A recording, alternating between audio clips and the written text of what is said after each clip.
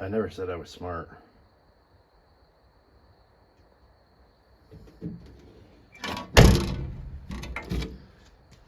So I signed up for a drag and drive. I've been working on my car every night till like 1 a.m.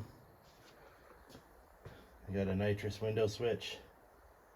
Just thrash and just zip tied it to the tack. I got some plastic to try to seal the back of the car off to keep exhaust fumes out. Bottle's open. Got a quarter turn valve. I've retarded the timing.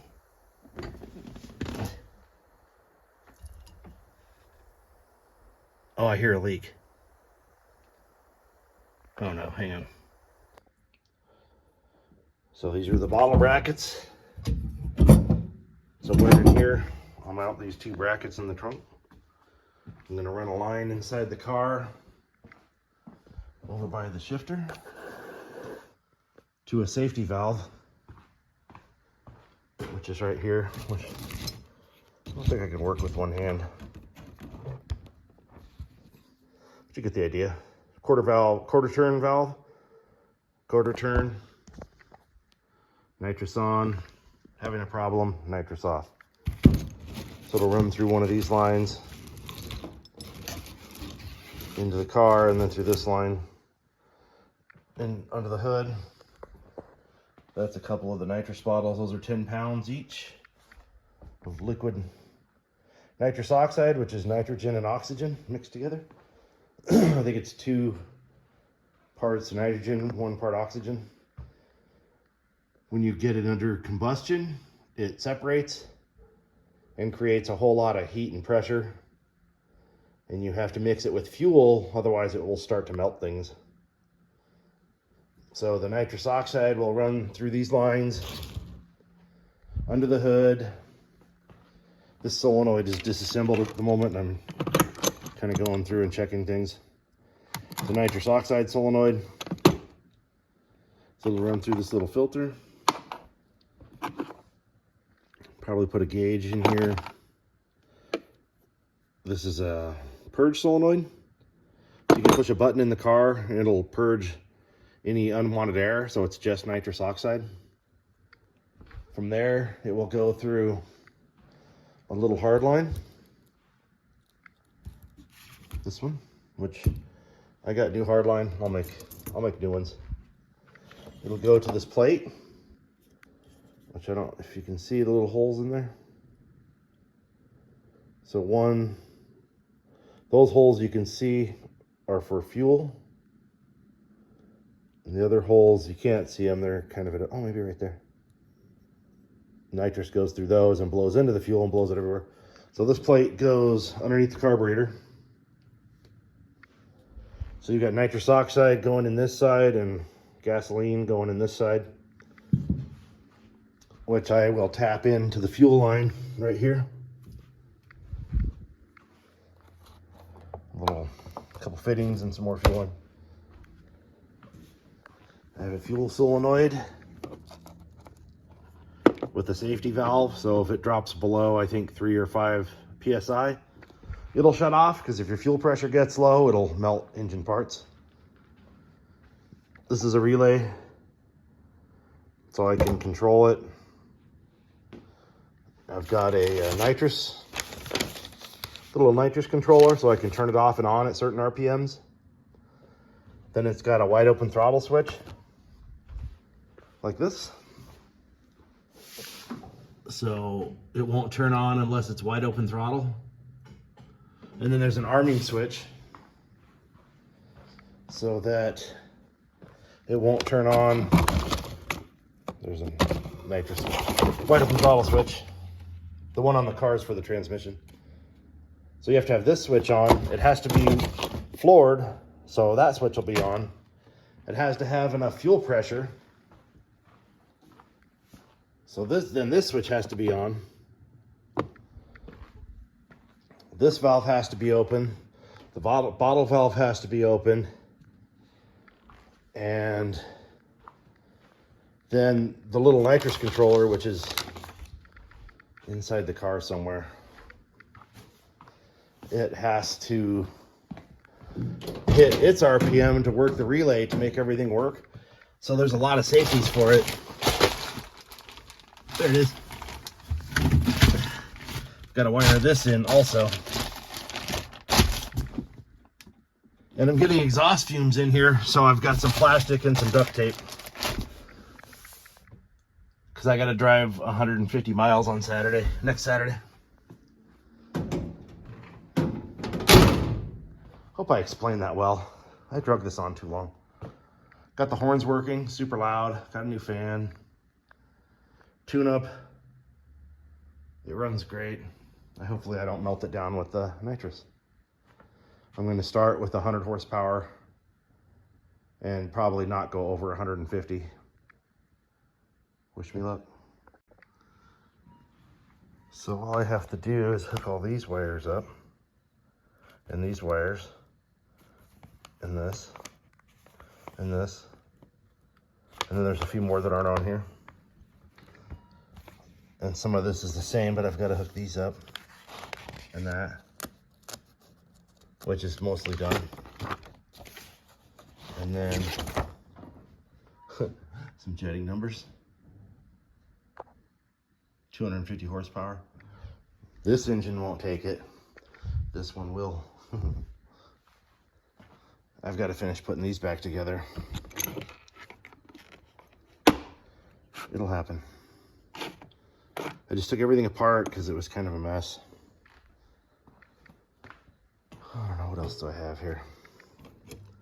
Nitrous oxide will be, when they like it to be at 900 PSI.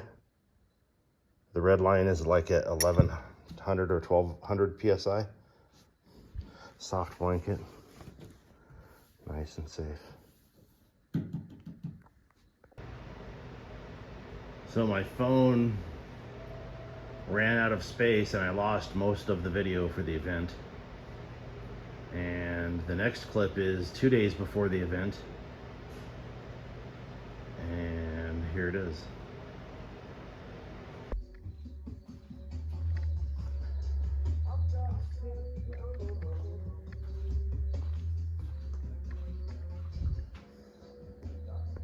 All right, the gates opened about an hour and a half ago, and I'm having a fuel pump problem. Got the nitrous all figured out. And the second fuel pump, 110 gallon per hour, doesn't pump enough fuel when you hit the nitrous. So I got a Holley Red electric. I'm redoing the fuel system. Oh, I'm tired. And wish me luck. I'm not gonna record this, I'm short on time. Wish me luck. All right, we're going on our way to the track. It's surging. I don't know if I hurt the plugs or not, but float level might be a little low. We'll check it when I get there. Checking out.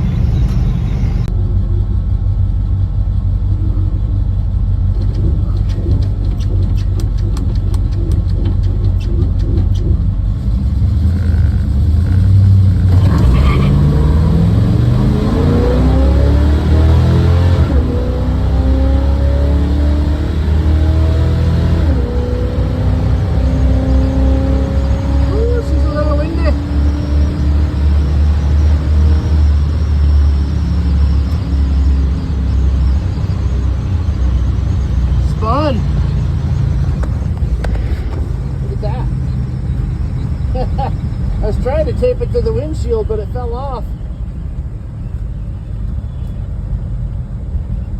Day one didn't go so well. I ran out of nitrous. Didn't have enough timing. I think my timing marks are off. I'm in 7th place out of 10. Ran 1475 and then slow reach past the rest of the night. Did a couple of NA passes, but I forgot to shut the nitrous off, so it was spraying fuel the whole time. I didn't understand why the car was so slow. Pretty funny. But getting on the highway, I looked down and the air fuel was 10.0 or something, 10.2. Reached down, hit the switch. Whoops, Today is the drive. Wipers don't work. It's been raining. We're going over the Grand Mesa. Go check that out online. And it's probably snowing up there, but I don't have race tires. That's it. I'll get some pictures and video up there.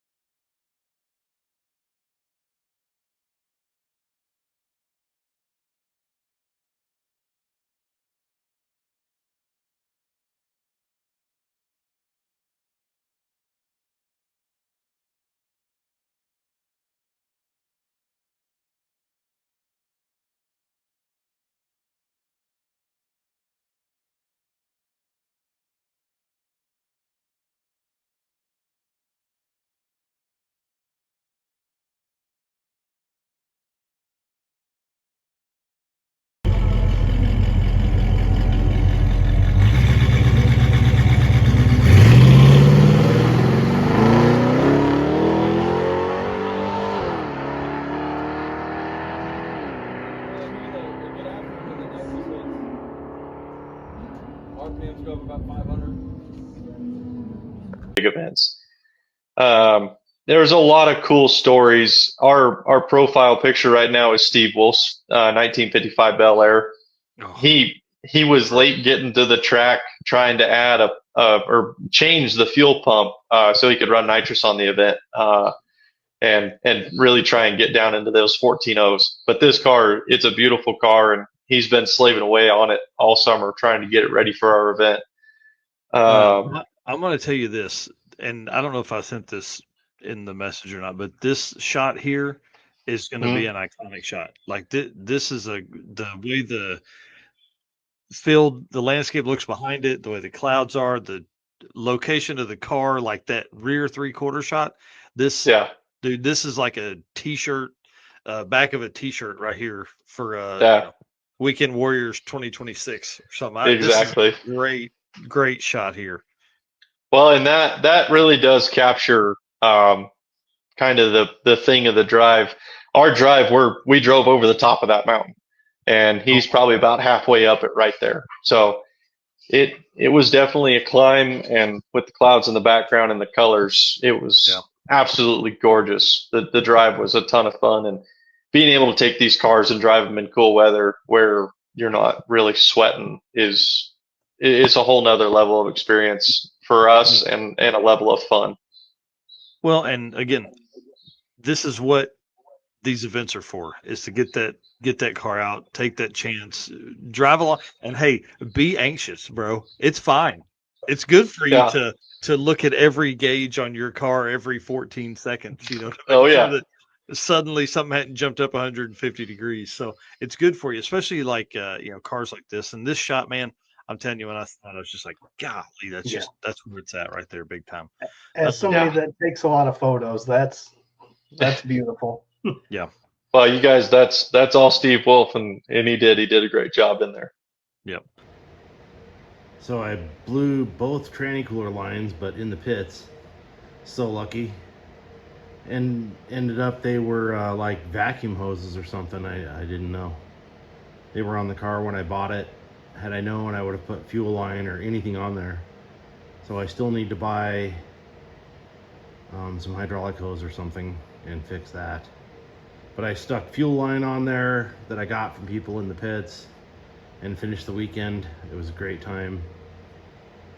So next September, late September, early October, we'll do it again next year. I ended up driving the car from the house to the track each day, and then it was about the whole weekend, about 327 miles.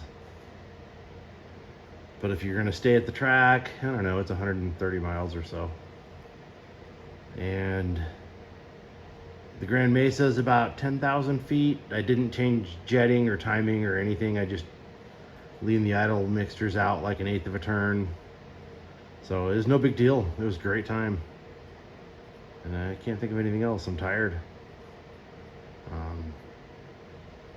That's it. I hope you enjoyed what video I had. I'll see you later. Bye.